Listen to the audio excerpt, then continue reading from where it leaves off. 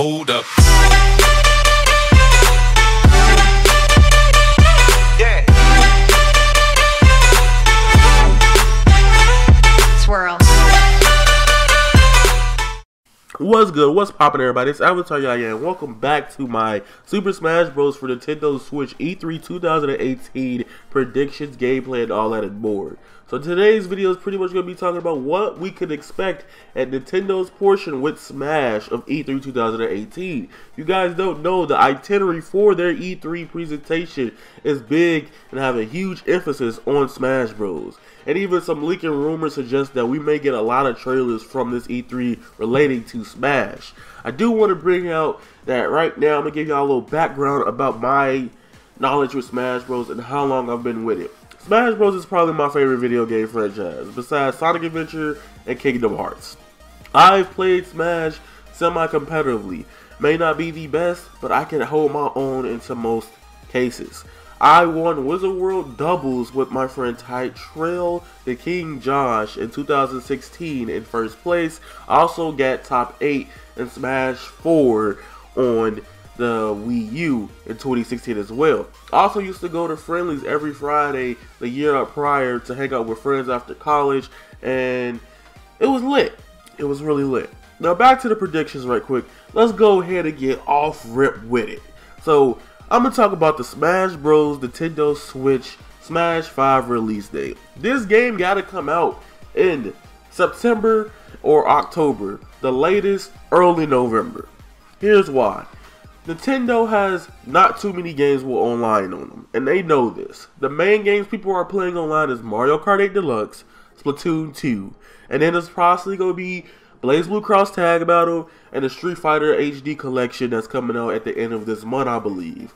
Therefore, there's literally no reason to just say, hey, let's pay for this online service and just say, yo, y'all want to play online with no games? Why am I paying for it when no games online?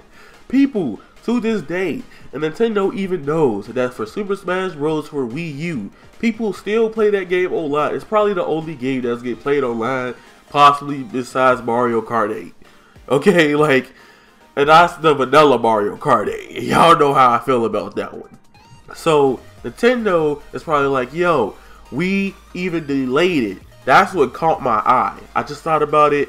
It caught my eye. They delayed it, and they're like, yo, let's delay it. So when Smash get ready, we can launch this service. That makes it gives people a want to pay for the Nintendo Switch online service. But you got Smash too. So you get the whole shebang bang, and you get to play the whole thing for how much you want. It's just lit to me. It just sounds smart. So instead of just saying, hey, let's launch online without a very prominent online game. Of course, there'll be other games too, but they know Smash Bros. Is one of their biggest IPs and one of their biggest franchises that gonna bank them in on the money. Uh-oh, you hear the Nintendo cops in the back there. They coming after you, boy, because I'm spilling the juice. I'm playing. This is all speculation, people. It's all speculation. Now, I do want to talk about, I'm going to keep the sirens going because y'all know this video heat. It's getting hot outside. Now we're going to talk about characters.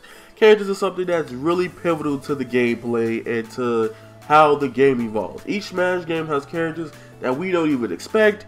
Each Smash game reveal is just more hype than the next one. It just gets better and better and better every time they do it. And I don't know how he has done this for almost over 20 plus years, 16 plus years, whatever how many years. Sakurai, you are a GOAT. Now, let's talk about characters. Right now, there was a leak that came out May 1st, which is kind of seeming somewhat 50-50 real right now, because he said, come back to this post on May 7th if they announced the Nintendo online service. And that's what they did. They announced it on May 7th. The post was made 7 days prior. And he got some good sources right there. He got some good sources. I've heard from even Etika on Twitter. He was talking about him having good sources and stuff like that. I'm like, okay, people know stuff. They just not spilling the beans. But your boy Yaya smart. Your boy Yaya smart. So I'm going to take everything and every leak with a grain of salt. But I'm going to tell you that some of the characters that are in this leak seem real. The first character I want to talk about is the boy, the GOAT, the God, Captain Toad. Okay, Captain Toad should have been in Smash from the get-go. He should have been in Smash before freaking Rosalina, to be honest with y'all. I love Rosalina, but Captain Toad, you've been here since the beginning of time. Alright, not Captain Toad, just Toad in general. I'm not saying that.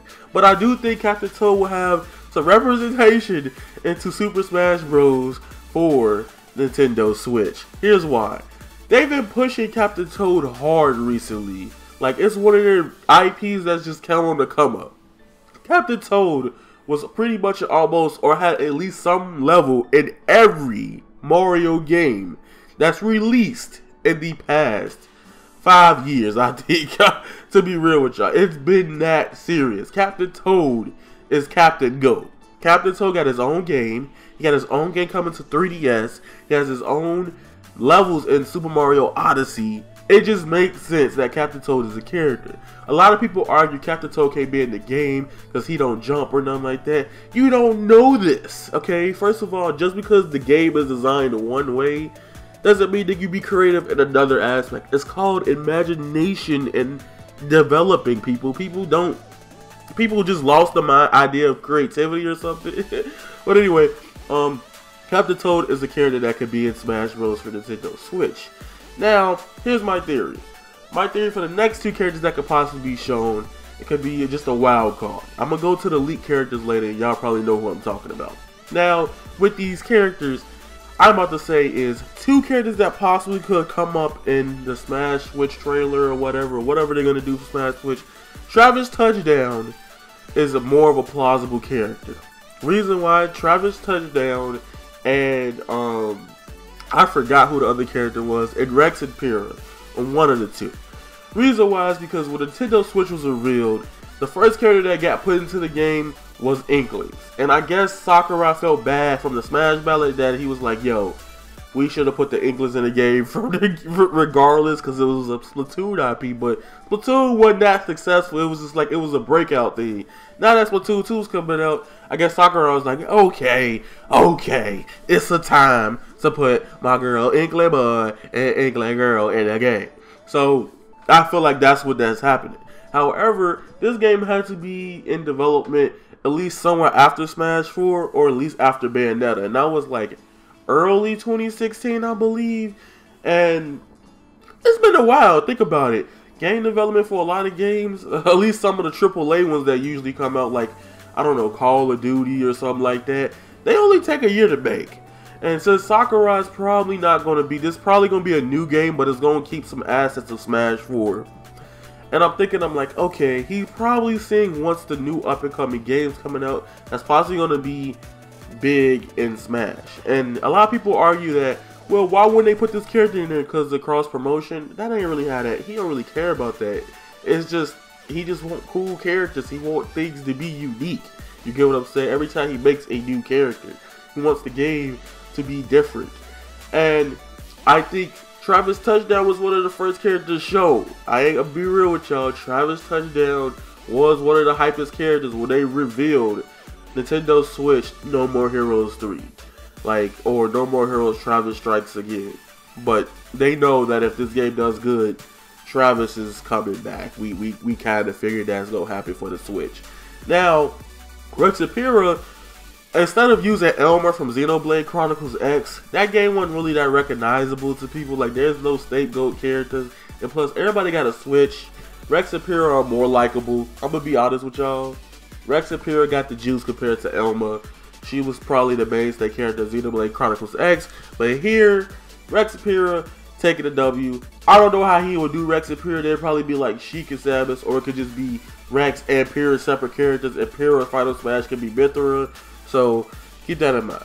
Now the next thing I want to talk about is something that came out of that leak thing I talked about earlier with the release of the Nintendo Online service. Now here, sources say that Crashbandicoot and my homie Spyro is coming to Super Smash Bros. For Nintendo Switch. Now I'm 50-50 on this because I believe Crashbandicoot more so than I believe Spyro, and here's why. Crashbandicoot already got his game coming out in the summer. Activision noticed this was announced like in some time, and to work on some characters, it's gonna take some months to put them in the game. So I can see Crash right? Crash can be done before, you know, to make a character in the fighting game. At least for Sakurai, I could say it takes up to at least 3 or so months, right? Now, with Spyro Reignition Trilogy has not even gotten announced for the Nintendo Switch. The only way I can see this possible is how the leak suggests is that they announced the Reignition Trilogy first on the Nintendo Switch. Then they're like, yo bro, we got Spyro and Smash. That is the only plausible way that I can see if that's real or not. Now, I do believe that it could happen. Not saying it won't, but I'm more of like a 60-ish for Spyro, a 90-ish for Crash right now. So that's my predictions on Crash Bandicoot and Spyro coming to Smash. Now, my last thing I want to talk about, I got 2 more things. I want to talk about characters that I think could probably be a curveball character. Now, here's the thing. You guys know, this is the year of Square Enix. Square Enix running this. Square Enix is running E3. They got like 10 games this year. Square Enix. So, a character that would make sense to come to Smash right now, and I honestly think he could have a big representation in it. If you want to use the argument, big promotion. Neku Sakuraba from The World Ends With You, because the final mix is coming out. So it would make sense him being in the game. Another Square Enix curveball could possibly be Sora. Sora could be one because Disney could have been like, yo, you know what, we try to promote this game, blow the world off with Sora. Alright, that's something that could be a curveball. Expect the unexpected, people with Smash Bros. Another character that's likely, maybe out of the least likely out of this bunch, will probably be Noctis. The reason why I say Noctis is I think Final Fantasy 15 Pocket Edition is coming to the Nintendo Switch, or it was something fake or something like that. I don't know. But Final Fantasy 15 has its representation everywhere. It's not hard to get hold of Noctis apparently. If you got Noctis in Tekken, you can damn sure put him in Smash Bros, people. So that's the thing. Now, the last thing I want to talk about, instead of talking about characters, is I want to talk about gameplay. And you're like, what could they possibly change if it's not going to be like Smash 4? Because some people are still in the toss-up of, is it a new game, is it a new port? It's a new game, but it's going to work completely different. It's certain things in the game that just go completely work different from traditional, or at least traditional Smash 4. It's probably going to be better Smash 4. I'm going to be honest with you. And it's a lot. I don't think it will have melee mechanics, but I feel like he's going to find some way to bridge the gap between the competitive side and things of that nature. I really hope that when he makes Smash Omega stages, don't take away the platform. If the stage has platforms, don't take them away. Just get rid of the stage hazards. That's all we want. The stage hazards, that is all we don't want. That's all Omega stages should have been. Because platforms are really cool. I like platforms. It's really fun. That's all I think is going to happen with Smash Bros. For Nintendo Switch at E3 2018. I could talk about gameplay more. I could talk about a lot of the mechanics and stuff like that. But I don't want to just take y'all heads off with this video. So that being said, come and subscribe. Come to my Discord. I'm going to keep preaching my Discord. It's in the description. Follow me on Twitter at avataryayaTV. And remember, you guys are golden. And that is raw. Squalla!